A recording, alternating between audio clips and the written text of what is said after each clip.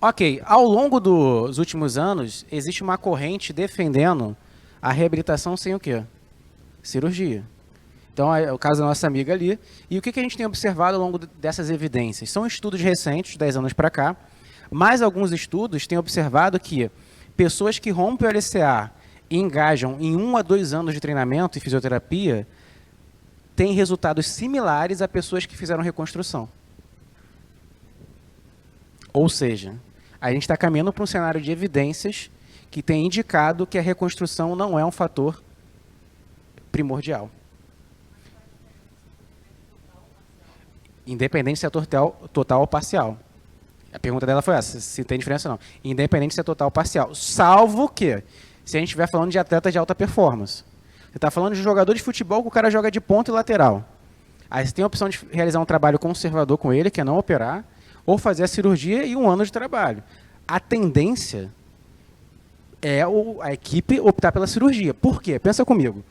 O atleta ele ganha 300 mil por mês, por baixo. Aí você decide só trabalhar 6 meses a 8 meses de treinamento de força, sem cirurgia. Ele volta. Aí ele rompe de novo. Mais 1 ano em reconstrução e reabilitação. Então, o custo da escolha para um atleta profissional é diferente do custo da escolha de uma pessoa não atleta profissional. Entendeu o que eu quero dizer? Então, de forma geral, quando a gente fala de não atletas, o custo-benefício de não operar é mais interessante. Nossa amiga perguntou se existe diferença no tempo de reabilitação em quem fez reconstrução e quem não fez. Na verdade, se a gente for falar de retorno à competição e praticar um esporte, não muda a janela de tempo. A gente vai falar de 9 meses. Então, sendo conservador reconstrução, não muda a janela de tempo.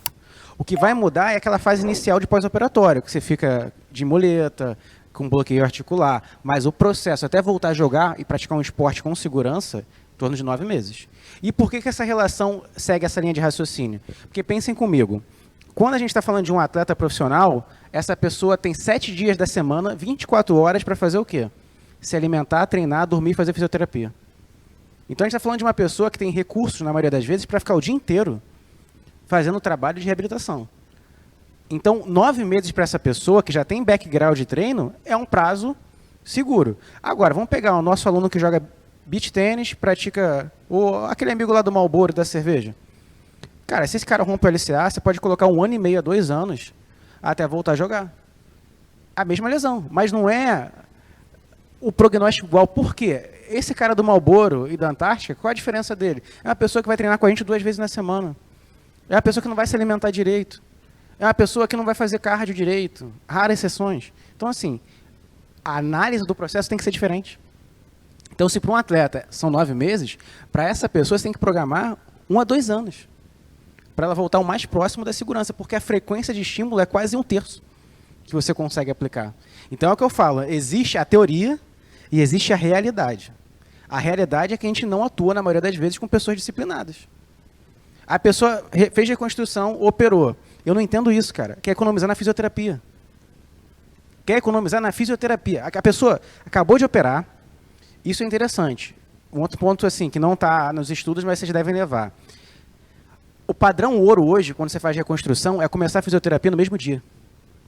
Você começa a fisioterapia no mesmo dia, para estimular o enxerto, ganho de arco de movimento. E tem uns 7, 8 anos que eu dou aula sobre isso. Todo lugar que eu vou no Brasil, eu pergunto, quem já fez reconstrução? Da educação física que eu estou falando. Gente, em 100% dos casos de colegas como vocês, que o médico não liberou fisioterapia na mesma semana ou no mesmo dia, ficaram com sequelas até hoje. O pessoal começou a fisioterapia 1 mês depois, 2, 3 meses, tem sequelas até hoje. Por quê? Porque o enxerto faz fibrose. Porque o enxerto encurta. Gera bloqueio de arco de movimento. E aí você leva isso para o resto da vida. Então, o padrão ouro hoje é o quê? Começar a fisioterapia no mesmo dia, no dia seguinte. É isso. Ok? Ah, mas não foi cirúrgico. Cara, se tem edema, inchaço, sinovite, vai começar a fisioterapia no mesmo dia. Porque você vai fazer a parte analgésica até conseguir retornar ao treinamento. É a mesma linha de raciocínio. Ficou claro para vocês até aí? Então, assim, eu estou comentando questões de experiências práticas, de realidade. E são questões que não envolvem só a educação física. Por quê? Tem gente cometendo erro em todas as áreas.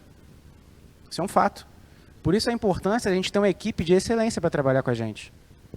A Amanda perguntou o seguinte, ela rompeu, né, foi o que eu entendi, e o ortopedista falou, já que você é profissional de educação física, seria mais interessante você operar por conta da profissão. Que em médio e longo prazo, se ela não fizesse reconstrução, ela teria um risco aumentado de artrose e osteoartrite. Não tem nenhuma evidência disso. Não, sim, não tem nenhuma evidência de que não realizar a reconstrução. Pelo contrário, a gente tem evidências de que atletas que fizeram precocemente reconstrução ou retirada de menisco desenvolveram artrose e osteoartrite. Então, assim, essa é a importância, gente, pô, da gente estudar, cara, de estarmos atualizados. Por quê? Existem profissionais de excelência e profissionais muito ruins em todas as áreas. Eu não estou criticando a medicina, mas em todas as áreas a gente tecnicamente muito pobre de conhecimento. E a gente tem que estar no caminho da excelência. Para numa situação como essa, não é criticar o médico dela, mas é indicar um médico de referência. Que é isso, se você conversar com os médicos de referência, o Haroldo falou, cara, a cirurgia para esse cara é a última opção. E olha que esses caras são cirurgiões. Eles ganham dinheiro com isso. Mas o cara que é bom e é honesto, ele não vai empurrar uma cirurgia de cara. Tá bom?